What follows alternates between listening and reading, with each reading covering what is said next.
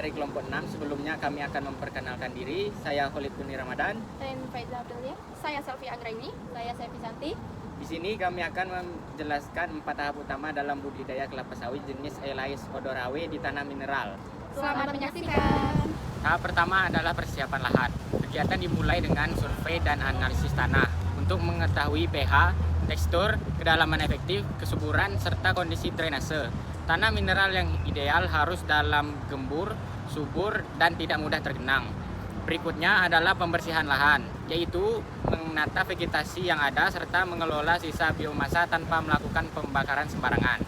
Setelah itu, dilakukan penataan sistem drainase dengan pembuatan saluran primer dan sekunder untuk mencegah genangan air yang dapat merusak pertumbuhan sawit. Terakhir, dilakukan pemancangan atau penandaan titik tanam dengan jarak tanam umum 9 meter pola segitiga sehingga menghasilkan sekitar 143 tanaman per hektar. Tahap kedua yaitu pemilihan dan persiapan benih. Pemilihan benih dimulai dengan memilih kecambah kelapa sawit yang benar-benar sehat, bebas jamur, tidak busuk, serta memiliki radikula atau calon akar yang kuat dan plamula yang utuh. Kecambah yang baik akan menghasilkan pertumbuhan bibit yang seragam dan lebih tahan terhadap stres lingkungan. Benih yang sudah dipilih kemudian ditanam ke dalam polybag kecil berisi media campuran tanah mineral yang gembur, pasir utuh meningkatkan drainase, dan sedikit kompos sebagai sumber nutrisi awal. Saat penanaman, kecambah harus diletakkan dengan posisi radikula menghadap ke bawah agar akar dapat tumbuh lurus dan kuat. Polybag disusun di area yang diberi naungan sekitar 50% untuk mengurangi panas berlebihan. Lalu dilakukan penyiraman secara rutin agar kelembaban media tetap stabil. Dengan perawatan ini, benih dapat tumbuh optimal selama masa pembibitan awal seperti sebelum dipindahkan ke tahap berikutnya.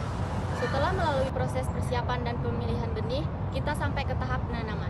Nah, pada tahap ini dibuat lubang berukuran 60 x 60 x 60 cm. Lapisan tanah atas dimasukkan kembali ke bagian atas lubang karena memiliki kandungan hara terbaik. Bibit ditanam tepat di tengah lubang dengan posisi pangkal batang sejajar permukaan tanah. Setelah polybag dilepas, tanah dipadatkan secara perlahan untuk menstabilkan posisi bibit.